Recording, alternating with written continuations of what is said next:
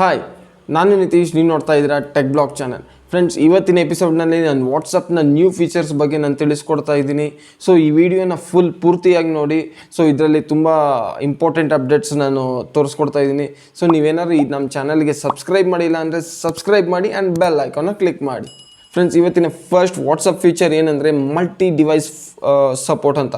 ಈ multi device support ಏನಂದರೆ ನೀವು ಅಪ್ ಟು 4 ಡಿವೈಸ್ವರೆಗೂ ಸೇಮ್ ವಾಟ್ಸಪ್ನ ನೀವು ಯೂಸ್ ಮಾಡ್ಕೊಬೋದು. ಸೊ ನಾವು ಹೆಂಗೆ ಅಂದರೆ ಸೇಮ್ ಮೆನು ಬಟನ್ನ ಕ್ಲಿಕ್ ಮಾಡಿದ ತಕ್ಷಣ ನೀವು ಆಮೇಲೆ ಲಿಂಕ್ ಡಿವೈಸಸ್ ಅಂತ ಇರುತ್ತೆ, ಲಿಂಕ್ ಡಿವೈಸ್ನ ಸೆಲೆಕ್ಟ್ ಮಾಡಿದ ತಕ್ಷಣ ನಿಮಗೆ ಅಲ್ಲಿ ಲಿಂಕ್ ಮಾಡ್ಕೊಬೋದು. ಸೊ ಇದು ಅಪ್ ಟು 4 ಡಿವೈಸಸ್ವರೆಗೂ ಸಪೋರ್ಟ್ ಮಾಡ್ಕೊಬೋದು. ಅದೇ ಒಂದು ಬೆಸ್ಟ್ ಥಿಂಗು. ಇದರಲ್ಲಿ ಇನ್ನೂ ಒಂದು ಒಳ್ಳೆ ಫೀಚರ್ ಏನಂದರೆ ನಿಮ್ಮ ಫೋನ್ ಏನಾದರೂ ಇನ್ಆ್ಯಕ್ಟಿವ್ ಆದರೆ, ಅಂದರೆ ಸ್ವಿಚ್ ಆಫ್ ಏನಾದ್ರು ಆಗಿದ್ದರೆ, ಸೊ ಸ್ಟಿಲ್ ನಿಮ್ಮ ವಾಟ್ಸಪ್ ವೆಬ್ ಆಗಿರಲಿ ಡೆಸ್ಕ್ಟಾಪ್ ಆಗಿರಲಿ ಸ್ಟಿಲ್ ವರ್ಕ್ ಆಗುತ್ತೆ. ಯಾವುದೇ ಇಶ್ಯೂ ಇಲ್ದಿರ ಆರಾಮಾಗಿ ಯೂಸ್ ಮಾಡ್ಬೋದು ವಾಟ್ಸಪ್ನ. ಫ್ರೆಂಡ್ಸ್, ಇನ್ನು ಸೆಕೆಂಡ್ ಫೀಚರ್ ಬಂದ್ಬಿಟ್ಟು ವಾಟ್ಸಪ್ಪಲ್ಲಿ ಫೋಟೋ ಅಪ್ಲೋಡ್ ಕ್ವಾಲಿಟಿ ಅಂತ. ಸೊ ನೀವೇನಾದ್ರು ಮೊದಲು ಬಿಫೋರು ನೀವೇನಾದ್ರು ಒಂದು ಫೋಟೋ ಸೆಂಡ್ ಮಾಡಬೇಕು ಅಂದರೆ ಯಾರಿಗಾದರೂ ಅದು ಕಂಪ್ಲೀಟಾಗಿ ಫೋಟೋನ ಕಂಪ್ರೆಸ್ ಆಗೋದು, ಸೈಜ್ ಕೂಡ ಕಂಪ್ರೆಸ್ ಆಗೋದು, even quality of the photo ಕೂಡ ಕಂಪ್ರೆಸ್ ಆಗೋದು. ಬಟ್ ಇವಾಗ ಏನಂದರೆ ಹೊಸ ಫೀಚರಲ್ಲಿ ನಿಮ್ಮ ಫೋಟೋ ಕ್ವಾಲಿಟಿ ಆ್ಯಂಡ್ ಸೈಜ್ ಕೂಡ ಕಂಪ್ರೆಸ್ ಆಗೋಲ್ಲ. ನೀವು ಬೆಸ್ಟ್ ಕ್ವಾಲಿಟಿ ಇದೆಯೋ ಅದೇ ಬೆಸ್ಟ್ ಕ್ವಾಲಿಟಿ ಇನ್ನೊಬ್ರಿಗೆ ಕಳಿಸ್ಬೋದು. ಇದು ಹೇಗೆಂದರೆ ನೀವು ಸೇಮ್ ಮೆನು ಓಪನ್ ಮಾಡಿಬಿಟ್ಟು ಇಲ್ಲಿ ಸ್ಟೋರೇಜ್ ಆ್ಯಂಡ್ ಡೇಟಾ ಸೆಲೆಕ್ಟ್ ಮಾಡಿಬಿಟ್ಟು ಇಲ್ಲಿ ಫೋಟೋ ಅಪ್ಲೋಡ್ ಕ್ವಾಲಿಟಿ ಅಂತಿರುತ್ತೆ, ಅದನ್ನು ಸೆಲೆಕ್ಟ್ ಮಾಡಬೇಕು.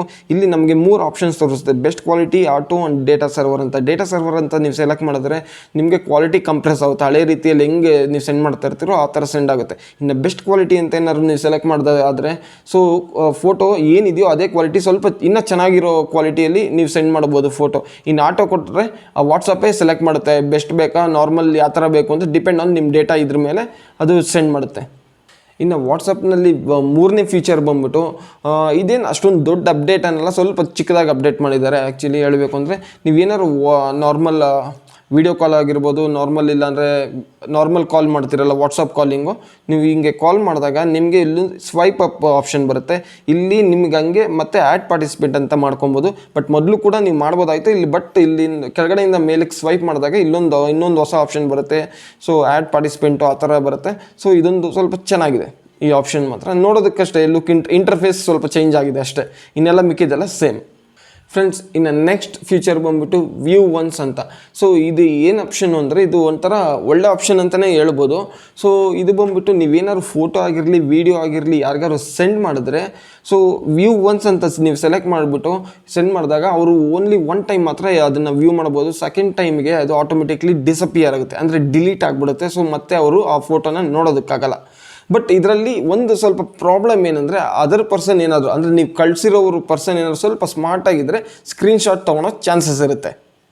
ಫ್ರೆಂಡ್ಸ್, ಇನ್ನು 5th ಫೀಚರ್ ಬಂದುಬಿಟ್ಟು ಆಡಿಯೋ ಪ್ಲೇಬ್ಯಾಕ್ ಸ್ಪೀಡ್ ಅಂತ. ಸೊ ನಿಮಗೆ ಆಡಿಯೋ ಪ್ಲೇಬ್ಯಾಕ್ ಸ್ಪೀಡನ್ನ ನಾವು ಕಂಟ್ರೋಲ್ ಮಾಡ್ಬೋದು. ಸೊ ನೀವು ಮೊದಲು ನೋಡ್ಬೋದಾಯಿತು 10 ನಿಮಿಷ ವೀಡಿಯೋ ಆ ಥರ ಏನಾದ್ರು ಬಂದರೆ ಪೂರ್ತಿಯಾಗಿ ಕೇಳ್ಬೋದಾಯಿತು. ಬಟ್ ಇವಾಗ ನಾವು ಆಡಿಯೋ ಸ್ಪೀಡನ್ನ ಕಂಟ್ರೋಲ್ ಮಾಡ್ಬೋದು. ಸೊ 10 ನಿಮಿಷ ವೀಡಿಯೋ ಜಸ್ಟ್ 5 ನಿಮಿಷದಲ್ಲಿ ಕಂಪ್ಲೀಟಾಗಿ ನಾವು ಕೇಳ್ಬಿಡ್ಬೋದು. ಸೊ ನೀವು ನೋಡ್ಬೋದು ಸ್ಕ್ರೀನಲ್ಲಿ ನಿಮ್ಗೆ ಏನಾದ್ರು ಇಲ್ಲಿ 1x ಅಂತ ಕಾಣಿಸ್ತಿಲ್ಲ, ಅದ್ರ ಮೇಲೆ ಇನ್ನೊಂದ್ಸತಿ ಟ್ಯಾಪ್ ಮಾಡಿದ್ರೆ 1.5 ಅಂತ ಇರುತ್ತೆ, ಇನ್ನೊಂದ್ಸತಿ ಟ್ಯಾಪ್ ಮಾಡಿದಾಗ 2x ಅಂತ ಇರುತ್ತೆ. ಸ್ವಲ್ಪ ಆಡಿಯೋ ಸ್ಪೀಡಾಗಿ ಬರುತ್ತೆ, ಪ್ಲೇಬ್ಯಾಕ್ ಸ್ಪೀಡ್ ಇನ್ಕ್ರೀಸ್ ಆಗುತ್ತೆ, ಸ್ವಲ್ಪ ಬೇಗ ಕಂಪ್ಲೀಟಾಗಿ ಮಾಡ್ಬೋದು. ಸೊ ಟೈಮ್ ಸೇವ್ ಮಾಡ್ಬೋದು ನಾವು. ಫ್ರೆಂಡ್ಸ್, ಇನ್ನೂ ಒಂದು ಹೊಸ ಫೀಚರ್ ಬರ್ತಾ ಇದೆ, ಬಟ್ ಅದು ಇನ್ನೂ ರಿಲೀಸ್ ಆಗಿಲ್ಲ. ತುಂಬಾ ಸಕ್ಕತ್ತಾಗಿದೆ, ತುಂಬ ಜನಕ್ಕೆ ಅದು ತುಂಬಾ ಇಷ್ಟ ಆಗ್ಬೋದು ಆ ಫೀಚರ್ ಬಂದ್ಬಿಟ್ಟು. ಸೊ ಇದು ಯಾರ್ಯಾರು ಆ್ಯಂಡ್ರಾಯ್ಡಿಂದ ಆ್ಯಪಲ್ಲಿಂದ ಆ್ಯಂಡ್ರಾಯ್ಡಿಗೆ ಸ್ವಿಚ್ ಆಗ್ತಾ ಇರ್ತಾರಲ್ಲ ಅವ್ರಿಗೆ ತುಂಬಾ ಯೂಸ್ ಆಗೋ ಇದು ಫೀಚರು. ಈ ವಾಟ್ಸಪ್ ಡೇಟಾ ಏನಿದೆಯೋ, ಸೊ ಆ್ಯಂಡ್ರಾಯ್ಡಿಂದ iOSಯಿಂದ ಆ್ಯಂಡ್ರಾಯ್ಡ್ಗೆ ಈಸಿಯಾಗಿ ಸ್ವಿಚ್ ಮಾಡ್ಕೊಬೋದು. ಸೊ ಅದಕ್ಕೆ ತುಂಬ ಜನ ಥರ್ಡ್ ಪಾರ್ಟಿ ಅಪ್ಲಿಕೇಶನ್ ಯೂಸ್ ಮಾಡ್ತಿದ್ರು. ಬಟ್ ಇವಾಗ ವಾಟ್ಸಪ್ ಅವರೇ ಆ ಫೀಚರ್ನ ತೊಗೊಂಬರ್ತಿದ್ದಾರೆ. ತುಂಬ ಈಸಿಯಾಗಿ ಕನ್ವರ್ಟ್ ಮಾಡ್ಕೊಂಬಿಡ್ಬೋದು. ಡೇಟಾ ಟ್ರಾನ್ಸ್ಫರ್ ಈಸಿಯಾಗಿ ಆಗಿಬಿಡುತ್ತೆ. ಸೊ ಅದಿನ್ನೂ 3-4 ತಿಂಗಳಾಗುತ್ತೆ ನಂಗೆ ಗೊತ್ತಿರೋ ಪ್ರಕಾರ.